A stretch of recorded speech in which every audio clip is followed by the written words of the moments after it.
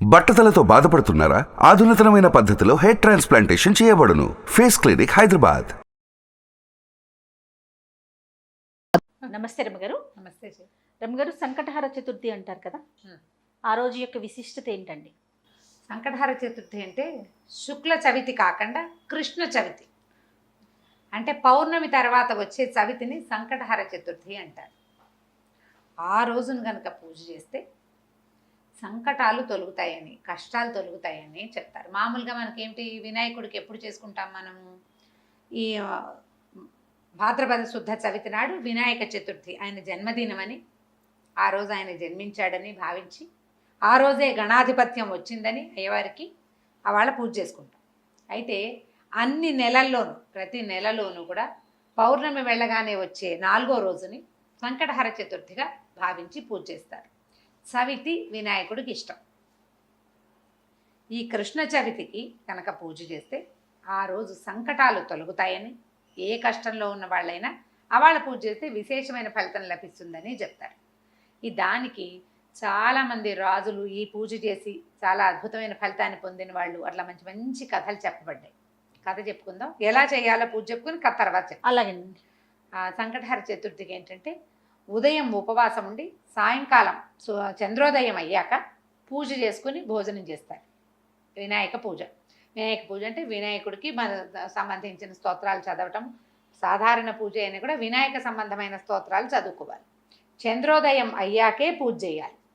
ఆయనకి ఇష్టమైన కుడుములు, ఉండ్రాళ్ళు అవి నివేదన చేస్తారు. గరిక సమర్పించటము. ఏకవింశతి పత్ర పూజ చెప్పరు సంకటహర చతుర్థి.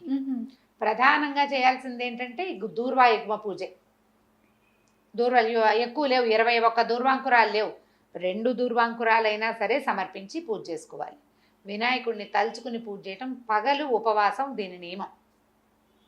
పొద్దుటిపూట ఉపవాసం ఉండాలి. చవితిని జ్ఞాపకం పెట్టుకోవాలి ప్రత్యేకంగా. చాలామంది ఏం చేస్తారంటే దేవాలయానికి వెళ్ళిపోతారు.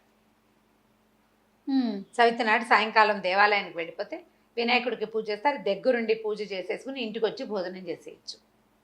ఇంట్లోనే అలా చేసుకుందాం అని భావించేవాళ్ళు కుడుములు కానీ, ఉండ్రాళ్ళు కానీ ఏదైనా ఒక పదార్థం చేసుకోవటం. సూర్యాస్తమయం అయ్యాక దీపారాధన చేసుకుని చంద్రోదయం అవుతుండగా గణపతి పూజ. మన దగ్గర ఎట్లాగో గణపతికి సంవత్సరం అంతా చేసుకునే పూజ పుస్తకం ఉంటుంది కదా, ఏటా చేసుకునేది. ఆ పుస్తకం ఆధారంగానే చక్కగా చదువుకోవటం, స్తోత్రం, ఆయనకి పూజ అది సమర్పించి తర్వాత నైవేద్యం పెట్టి హారతి ఇచ్చి ఇవాళకి అయిపోయింది భోజనం చేయటం. అది ఎట్లా అంటే ప్రతి నెల కనుక చేస్తే చాలా విశేషమైన ఫలితాన్ని ఇస్తుంది. పిల్లలు ఇబ్బందుల్లో ఉన్న వాళ్ళకి, సంతానం తాలూకు ఇబ్బందులు తొలుగుతాయి. సంసారపు కష్టాలు వాళ్ళకి తొలుగుతాయి. వ్యాపారంలో ఎన్నిసార్లు మొదలుపెట్టినా వ్యాపారం ఆగిపోయేవాళ్ళు, తర్వాత ఉద్యోగార్థులు, ఏ ఉద్యోగము రాని వాళ్ళు, అలాంటి వాళ్ళు ఈ సంకటహార చతుర్థి చేస్తే, అది ఎట్లా చేస్తామంటే వినాయక చవితి నాడు చవితి చేసుకుంటాం. అవునండి కదా. వినాయక చవితి తాలూకు పౌర్ణమి వెళ్ళాక మనకి పెద్దల రోజులు మొదలవుతాయి. మహాలయ పక్షాలు. మహాలయ పక్షాల్లో మొదలు పెట్టరు. మహాలయ పక్షాలు అంటే పెద్దల రోజులు అంటారు, పితృపక్షాలు కదా. అందుకని భాద్రపదం వెళ్ళాక ఆశ్వీజ చవితి నుంచి మొదలు పెట్టుకోవాలి. సాధారణంగా 5 చవితులు చేసుకోవటం, లేకపోతే 9 లేదా 11 చవితులు చేయటం. 11 అంటే మనం ఆశ్వీజం మొదలు పెట్టామనుకోండి, ఆశ్వీజము, కార్తీకము, మార్గశిరము, పుష్యము, మాఘం 5 రోజులు, 5 నెలలు. తర్వాత చైత్రము, వైశాఖము, జ్యేష్టము, ఆషాఢము, శ్రావణము, అక్కడికి 10 రోజులు, 10 నెలలు. తర్వాత వచ్చేది ఏమిటి? వినాయక చవితి. శ్రావణం తర్వాత వచ్చేది వినాయక భాద్రపదం. ఇది 10 కృష్ణ చతుర్థులు చేసి 11వది ఈ శుక్ల చతుర్థి మన వినాయక చవితితోటి పూర్తి చేసుకోవచ్చు. ఒకవేళ ఏడాదంతా చేయదలుచుకున్న వాళ్ళు కనుక ఇట్లా చేయొచ్చు, ఇలా చేసుకోవచ్చు. లేదా 5 చవితులు చేసుకుంటున్నా సరే. కొంతమంది 2 చవితులు చేసే విధానం కూడా ఉంది. ఒకటి సంకష్టహర చతుర్థి చేసుకోవటం, ముందు చవితి కూడా ప్రతి నెలలో వచ్చే 2 చవితులు వినాయక పూజ చేసుకోవటం, వినాయకుడికి దేవాలయానికి వెళ్ళటం. ఒకవేళ చవితులు చేసుకోవటం మా ఇంట్లో లేదండి, మా వాళ్ళు ఎవరు చేసుకోరు, మొదలు పెట్టాలంటే భయం వేస్తుంది కొంతమంది, కొత్త మొదలు పెట్టడానికి భయపడతారు కదా. అలాంటి వాళ్ళు ఈ చవితి నాడు జ్ఞాపకం పెట్టుకుని దేవాలయానికి వెళ్ళి దర్శనం చేసుకోండి. పిల్లల ఇబ్బందులు ఏమైనా ఉంటే పిల్లల్ని కూడా ఈ దేవాలయానికి తీసుకెళ్ళి చక్కగా నమస్కారం చేయించి, 10 గుంజీలు చేయించి వాళ్ళతో ప్రదక్షిణ చేయించి నమస్కారం చేయిస్తే సంకటాలు తొలుగుతాయి అని చెప్తారు. దీనికి పూర్వ కథ ఏం చెప్తారంటే, కృతవర్మ అని ఒక రాజుగారు ఉండేవాడు. ఆయనకి చక్కగా భార్య ఉండేది. చాలా అన్యోన్యమైన దాంపత్యం. చాలా కాలం ఆయనకి పిల్లలు కలగలేదు. కలగకపోతే ఆయన ఏమనుకున్నాడంటే చాలా దుఃఖపడేవాడు. ఇప్పటికీ సంతానం కలగటం లేదు. నేను ఈ రాజ్యం నాకొద్దు, ఈ రాజ్యమే నాకు వద్దు, నేను రాజ్యాన్ని వదిలిపెట్టి వెళ్ళిపోతాను అని చెప్పి తన మంత్రుల్ని సామంతుల్ని అందరినీ పిలిచి వాళ్ళకి రాజ్యపు బాధ్యతలు అప్పచెప్పేశాడు.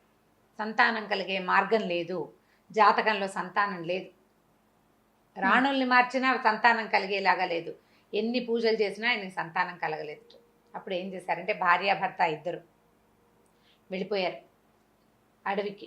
మొత్తం ఈ సంపద అంతా కూడా ఈ మంత్రులకు అప్పచెప్పేసి జాగ్రత్తగా చూసుకోండి అని ప్రాయోపవేశం చేయడానికంటే తపస్సు చేసుకుంటూ మరణించడానికి ఓహో వెళ్ళి అడవుల్లో ఉండిపోతే నారద మహర్షి ఒకసారి అక్కడ చూశాడు వీళ్ళని.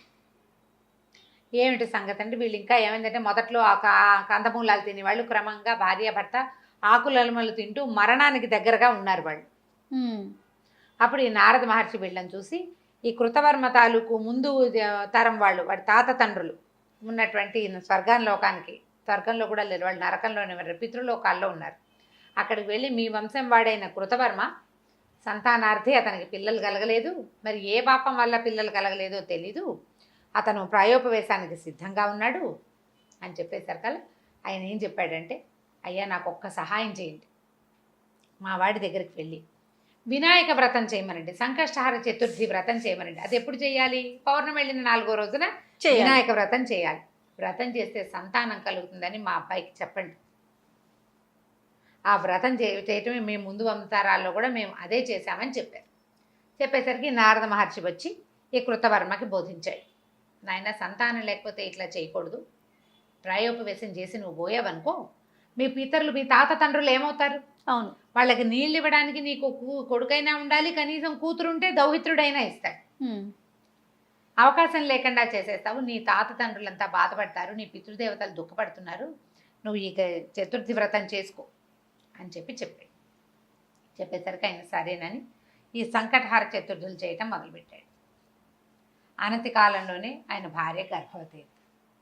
సంతానం కోసం మరి తపస్సు ఈ తపశ్చర్య మానేసి పూజ చేసుకోవటం మొదలుపెట్టి సంసారంలో పడ్డారు మళ్ళీ వాళ్ళు. గర్భవతి అయ్యేసరికి అబ్బో ఎంతో సంతోషించారు, వేడుకలు చేసుకున్నారు. ఇవి గర్భవతి అన్న కబురు తెలియగానే ఈయన రాజ్యానికి తీసుకెళ్ళిపోయారు వాళ్ళంతా వచ్చి. ఎంత విశేషంగా చేశారో, చాలా విశేషమైన వేడుకలు చేశారు. ఈయన ప్రతి నెల చేసేవాడు. ఆవిడ గర్భవతి అవ్వకముందు చాలా జాగ్రత్తగా చేశాడు. గర్భవతి అయ్యాక కొద్దిగా పూజ చేస్తూ ఉండేవాడు, బొమ్మోమ్ అనేవాడు. వచ్చేసింది కదా ప్రెగ్నెన్సీ. అయితే ఏమైంది, కొన్నాళ్ళకి ఆవిడ 10 నెలలు 11 నెలలు అయ్యాక కన్నది పిల్లవాడు. చంద్రుడు లాంటి ముఖం, ఎంత బాగున్నాడో పిల్లవాడు. కానీ చేతులు పాదాలు లేవు. అంగహీనుడైన కుమారుడు కలిగాడు. పిల్లవాడు మహాందంగా ఉన్నాడు, చేతులు లేవు, కాళ్ళు లేవు. ఆవిడ విపరీతంగా ఏడ్చింది. ఏం చేసుకోను ఈ శిశువుని నేను?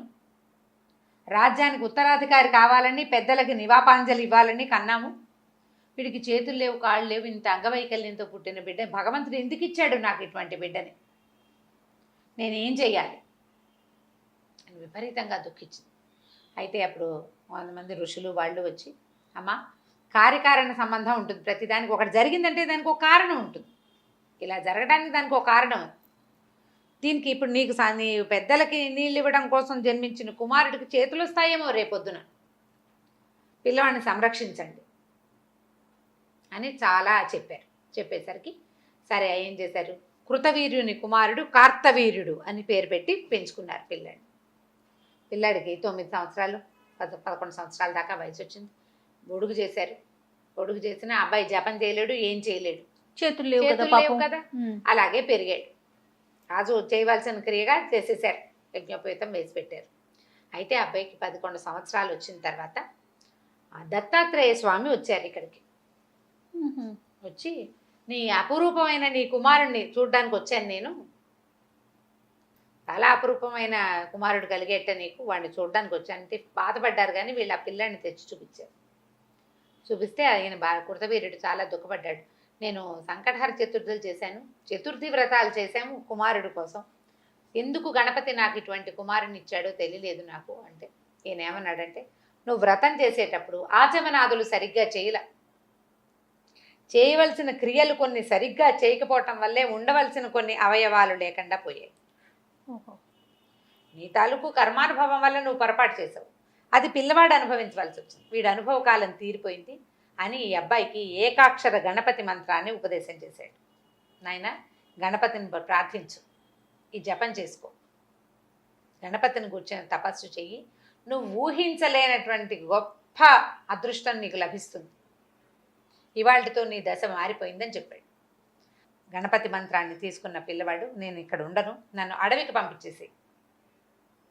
అడవికి పంపించాలంటే పిల్లాడిని అడవలేడు, ఎవరినైనా పంపాలి. అప్పుడు ఒక మనిషి వాహనాన్ని ఏర్పరిచి, నరవాహనాన్ని, ఈ పిల్లవాడిని అక్కడి అడవిలోకి పంపించారు.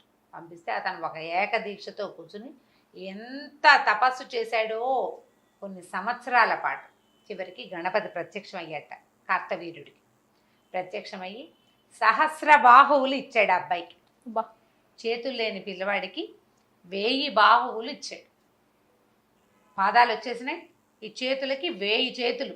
ఒక చేతితో జపం చేయవలసిన జపమాలతి పలుకుతున్న వాడికి 1000 చేతులు వచ్చేసి ఇచ్చి అతను లేచి నిలబడితే ఆ ఆకారాన్ని చూడడానికి దేవతలు భూమి భయపడ్డారు. అంత శరీరం వచ్చింది అతనికి తపశ్చర్య వల్ల. దేవతలంతా ఓహో అన్నారు, నువ్వు సామాన్యుడివి కాదన్నారు, నీ అంత గొప్పవాడివి నువ్వేనన్నారు. దత్తాత్రేయ స్వామి వారి భక్తుడిగా మారాడు ఈ కార్తవీర్యుడు. చాలా విశేషంగా అప్పటి నుంచి ఎప్పుడూ నిత్యము కూడా ఈ గణపతి పూజని అతను చేసుకుంటూ ఉండేవాడు. ఈ కార్తవీర్యుడు ఎవరంటే సుదర్శన చక్రాయుధం తాలూకు అంశావతారం అని చెప్తారు. విష్ణు భక్తుడు ఆయన. ఇట్లా పుట్టాడు, దత్తాత్రేయ స్వామికి భక్తుడిగా మారాడు. సంకటహర చతుర్థి వ్రతం చేయటం వల్ల పుట్టిన కుమారుడు. ఆ చతుర్థుల్లోనే జపం చేయటం వల్ల అతనికి 1000 చేతులు వచ్చినాయని. తర్వాత ఆయనకి పరశురాముడి వల్ల ఆయనకి గర్భభంగం జరిగింది, శాప విమోచనమై మళ్ళీ సుదర్శన చక్రాయుధంగా మారిపోయి వెళ్ళిపోయాడు వెనక్కి. ఈ విష్ణుమూర్తి అంశం కలిగినటువంటి దత్తాత్రేయ స్వామి త్రిమూర్తి అవతారుడు. దత్తాత్రేయ స్వామి భగవంతుడు తన భక్తుణ్ణి ఎట్లా కరుణిస్తాడంటే, ఒకటేమో దత్తాత్రేయ స్వామిగా వచ్చి ఇతనికి మంత్రోపదేశం చేశాడు. అవును. పరశురాముడుగా వచ్చి అతని శాప విమోచనం చేశాడు. తన భక్తుడైన సుదర్శనాన్ని తన చెంతకే చేరుకున్నాడు విష్ణుమూర్తి. ఈ కథకి కారణం మహాగణాధిపతి యొక్క పూజ. ఆ సంకటహర చతుర్థి పూజ వల్లే ఇతనికి భూలోకంలో పుట్టడం కుదిరిందనమాట. ఈ కథని చెప్తారు. సంకటహర చతుర్థి చేసిన వాడికి, సంతానం లేని వాళ్ళకి సంతానం కలుగుతుంది. అందులో పొరపాట్లు చేయకూడదు, జాగ్రత్తగా చేయాలి. నియమం ఏవేవో పెట్టుకోవద్దు, సులువైన నియమం పెట్టుకోండి. పగలు ఆహారం తీసుకోము, అన్నం తినం, పగలు అన్నం తినం, రాత్రి అన్నం తింటాం.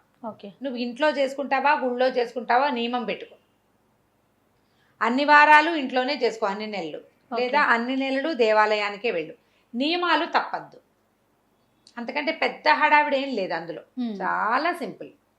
పగలు ఉపవాసం ఉంటాం, సాయంకాలం చక్కగా కుడుములు వండుకుంటాం, బియ్యపు రవ్వ ఉడికించి వాటిని ఉండలు చేసుకుని దాన్ని మళ్ళీ ఇంకొకసారి ఉడికించి అది ఏమంటారు ఆవిరిలో పెడితే కుడుములు తయారైపోతాయి.